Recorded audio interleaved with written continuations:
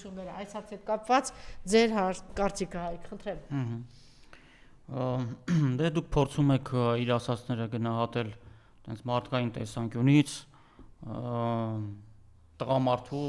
Չէ, դե անհարմար գալով եմ ասում ճիշտն ասած, նես չի որ տենց։ Չէ, բայց ուզում եմ ասեմ, երբ որ հիշացնում եք, որ ասում եք դու ասել ես, որ Արցախ Հայաստանը եւ վերջի մա ուրիշ բան ես ասում կամ չգիտեմ նախկինում այլ բան է ասել, հիմա այլ բան, ուղղակի պետք է հասկանալ, որ այն ժամանակ այդպես էր պետք ասել։ Հիմա այլ ձևով է պետք ասել, այսինքն այդ բոլոր ասվածները մի process-ի շղթայական process-ի մաս են կազմում։ 2018 թվականից առաջ, եթե հիշեք, այդ երկի անդամները, երկ դաշինքի անդամները Լեռնային Ղարաբաղի հետ կապված ինչ էին ասում։ Թեման այն էր, որ ով ուզում է հող հանձնել,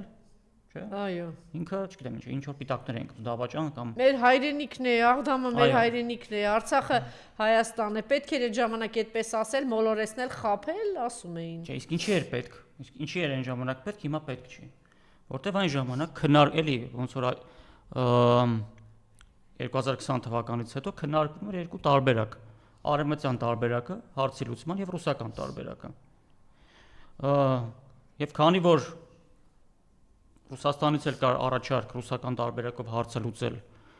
որի դեպքում ռուս խաղաղապահներ էին մտնելու,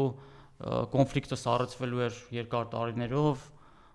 եւ մյուս բոլոր բաները բնականաբար պահպանվելու են, կարիք կար այդ process-ը վիժեցնելու, այսինքն ռուսական տարբերակով, որ հարցը չլուծվի։ Հետևաբար այն ժամանակվա խոսույթը պետք է լիներ այն, որ ով գնաց զիջման դավաճանը կոպիտ ասած, որ հանգարց ոչ մեկ չհամարձակվի Հայաստանում վեր կենա, ասի այ ռուսական տարբերակը լավն է, եկեք լուծենք։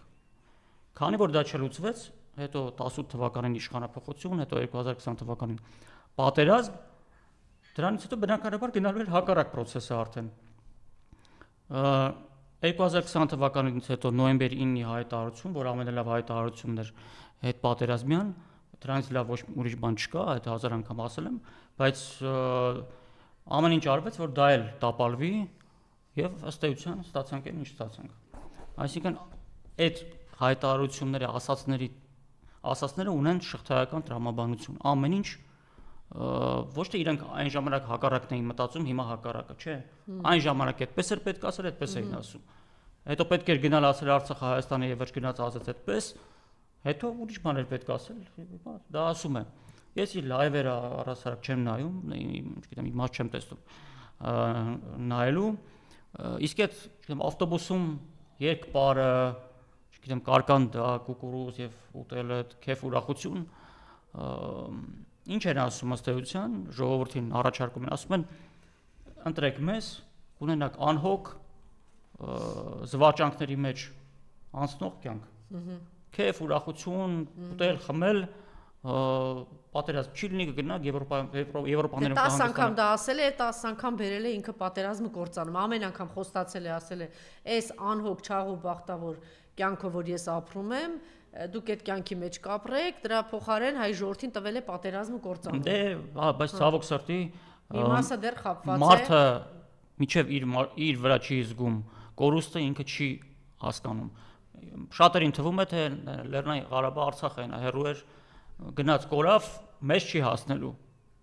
Երևանը չի հասնելու, չի հասնելու։ Այդ ուղղությամբ հիմա այդպես խոսես դրան անդրադարձա, բայց պետք է երևի տարիների ընթացքում ասել, տեսեք, ինչ որ բան ուժեր կային, որ հակաարցախյան քարոզ էին տանում արցախահայության դեմ հակարծը, դե դա էլի նույն էս թուրքական քարոզներ, չէ՞, հիշեք դեռ 90-ականներից այդ քարոզը գնում է, չէ՞, Արցախը բեռ է, Արցախը չգիտեմ ինչ է եւ այնքան սահուն կերպով էին այս սրիկաները կապել այն խնդիրները, որ Հայաստանում ծագել էր, ասենք, այդ մութ ցուրտ բան տարիները, մինչդեռ այդ ումով էր պայմանացել, էլի փողոցից եկած ինչ որ քնձեղ բոմժերով, այդ ստամբուլցյանական այդ մի հատ կույտ կար, որ ատոմակայանը պիտի փակվի, ատոմակայանը որ բանը դա մեր ազգային անվտանգության չգիտեմ էս այն եւ հասան նրան որ փակվեց եւ որից հետո ինչ եղավ ճգնաժամ եղավ չէ մեզ մոտ բայց այդ ճգնաժամը ցուրտ բան եթե ատոմակայանը աշխատեր այդպես չէր լինի ով եկավ Բագրատյանը եկավ եւ գիտակցեց որ ինչքան կարեւոր է Բագրատյանի ժամանակ արդեն սկսեց վերականգնվել եւ արդեն կամած էներգիա բան մենք ստացանք եւ կյանքը սկսեց դեպի բան դրականի գնալ բայց մինչ ինչ այդ քանի տարի այդ սովետական միջան է խարխրված տարիներին փլուզման այդ տարիներին փակեցին եւ հայ ժողովրդին մտցրեցին այդ աղետի տակ, բայց այդ ամեն ինչը մեր թշնամական ուժերը ներսի այդ նույն տականքները, որ նաև բանը իրանց հետ էր, չէ, Նիկոլը եւ հետո էլ Նիկոլին սենց բերեցին։ Իրենք այդ ամեն ինչը ուղղորդում էին դեպի Արցախ։ Այսինքն Արցախն է խնդրեմ, մինչդեռ Արցախից հացն էր գալիս, էլեկտրաէներգիան էր գալիս, ջուրն էր գալիս, ամենակարևորը անվտանգությունն էլ հետն էր գալիս։ Մենք, այսպես ասած, 25 տարի, 30 տարի բաց թողեցինք, մտածեցինք դե հաղթել ենք, մերն է, հիմա կարող ենք հանգիստ դրա մասին չխոսենք, թող հա վայրահաչեն։ Թող անընդհատ, բայց չէ։ Չէ, մարդը հետո պարազիտ, ոչինչ չանող, ոչինչ չստեղծող սրիկան միշտ մեղավորները չէ փնտրում։ Ինքը իր մեջ չի փնտրում, թե ինչ եմ ես անբան անպետք։ Ու դրա համար մի հատ մեղավոր է գտել, դե երևի Արցախցին է մեղավոր, դե հիմա էլ ասում են երևի Կապանի ժողովուրդն է մեղավոր, չգիտեմ ով է մեղավոր ու այսպես կորուստների բան շղթան մենք ունեցանք։ Դե բնականաբար հո արևմուտքը երբ որ երկրներ է գրավում, ինքը այդ երկրներում ստեղծում է համակարգ, գործակալական ցանց, համակարգ, որի միջոցով վերահսկում է այդ երկրի քաղաքական process-ները։ Հայաստանը բացառություն չի այդ առումով։ Հետևաբար ինքը այդ ցանցը ստեղծեց, ֆինանսավորումը տվեց, միլիարդներ էր գալի, այսինքն USAID-ի միջոցով, այլ ֆոնդերի միջոցով։ Ինչքան կարող եք վարկավ եկեք ձեր հետևաբար հերոսներին, այդտեղ ուղղակի սովորաբար օրենքներով արգելում ես նման մարդկանց մուտքը քաղաքականություն։ Այսինքն այդ մարդը կարող է գնալ զբաղվել, չգիտեմ, կարտոֆիլ ցանել, սուրճ վաճառել, բիզնես անել, բայց քաղաքականությունը իրավունք չունի մտնելու, ոչ էլ լրատվություն։ Դա արվում է հատուկ օրենք կա օտարերկրյա գործակալների մասին։ Իսկ դրա կարիքը մենք եթե ազգային իշխանություն ունենանք, անպայման պիտի դե առանց դրա չի ստացվելու, առանց դրա չի ստացվելու։ Ես հասկանում եմ, որ 2000-ականներին, 90-ականներին մենք չէինք կարող այդ օրենքը ընդունել։ Դա պարզ էր։ Իսկ Ռուսաստանը չէր կարող դա ընդունել, ուրեմն մենք ընդունեինք։ Բայց երբ որ Ռուսաստանը սկսեց 13-14 թվականից արդեն այդ նախագծերը մշակել օրենքի եւ ընդունել, Հայաստանում մենք պետք է հասկանայինք, որ Ռուսաստանը կամաց արդեն շրջադարձը սկսել է դեպի այլ ուղղությամբ։ Հետևաբար մենք պետք է մտածենք ոնց անենք, որ մեր քայլերը լինեն դրան համահունչ։ Այդ ցավոք սրտի դա մենք Հայաստանը բաց թողեց։ Այսինքն Ռուսաստանը սկսեց թեքվել այլ ուղղությամբ, այլ վեկտոր, դեպի այլ վեկտոր, մենք մնացինք այդ նույն ճանապարհի վրա։ Հիմա քանի ինչքան գնում է մեր դիրքերը հեռանում են մեր Ռուսաստանի, ինչի, որտեղ հեսա Ռուսաստանում էլ պետդումայի ընտրություններն են ու հատուկ ռազմական օպերացիան անցած սպաները մտնելու են իշխող կուսակցության կազմում պետդումա եւ կամաց սկսելու է ընդ իշխանապողություն ներքին,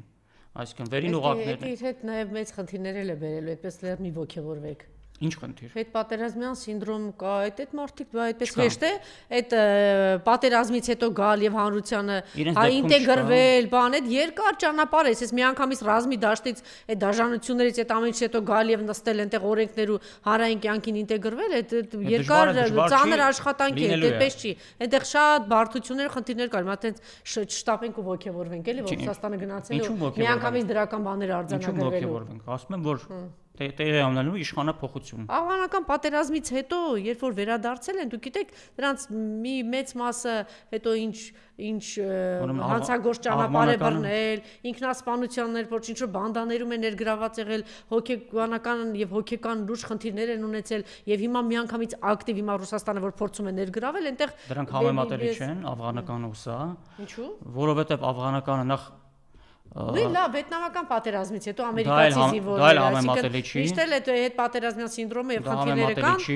որտեղ իդեոլոգիա չկար տակը, գաղափարախոսություն չկար, ինչի համար ամերիկացին գնացել այնտեղ կռվելու, չկար։ Ազատագրելու է ժողովրդին։ Դեմոկրատիա եւ վստահություն տանելու է, ոչ կա ամեն տեղ որ ամերիկացի զինվորը գաղափարախոսությամբ գնում է, չէ, դա թույլ գաղափարախոսություն է,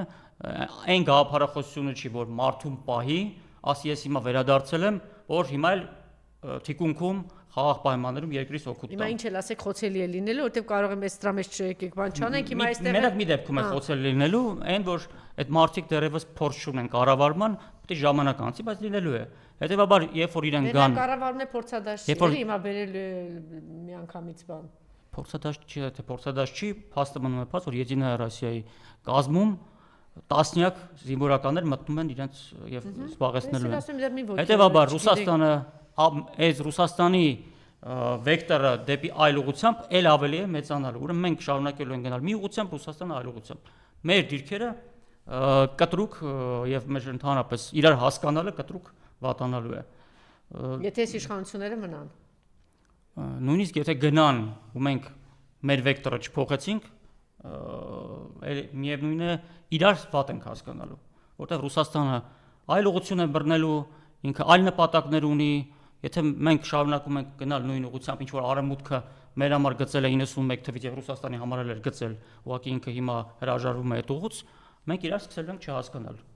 Իրենք մի լեզվով են խոսալու, մենք այլ բան ենք ասելու, չենք հասկանում, ինչ ենք ասում։ Իհարկե շատ կարևոր կլինի որ Ռուսաստանի ներսում առաջին հերթին իրենք հասկանան, որտեղ այնտեղ էլ ոնց որ թե այսքան խնդիրների առջև կանգնեցին, որտեղ իրենք էլ մեծ հաշվով, եթե հասկանային, գուցե այսքան մեծ խնդիրների առջև չկանգնեին, սա էլ կա, բայց ինչևէ, անցնենք հաջորդ թեմային։ Սա կարծում եմ շատ մեծ կորուստ էր, հա, Լարիջանի սպանությունը Իրանական Իսլամական Հանրապետության այդ երկրի համար, այդպես է գնահատում, թե չէ։ Որտեղ ասում էին ինքը այսպես սերի կարդինալի շատ լուրջ դերակատարում ուներ այս ամեն ինչում, շատ ազդեցիկ էր, այնպես որ թիրախավորել եւ սպանել իրեն, սա նշանակում է նաեւ մեծ հարված տալ։ Դե այո, այսօրվա պայմաններում ցանկացած պետություն աշխարհի պետության պարագայում, եթե այդ պետությունը պատրաստ չի այդ վճռականությունը չունի դիմակայելու արևմուտքին երբ հաճախել երբեմն էլ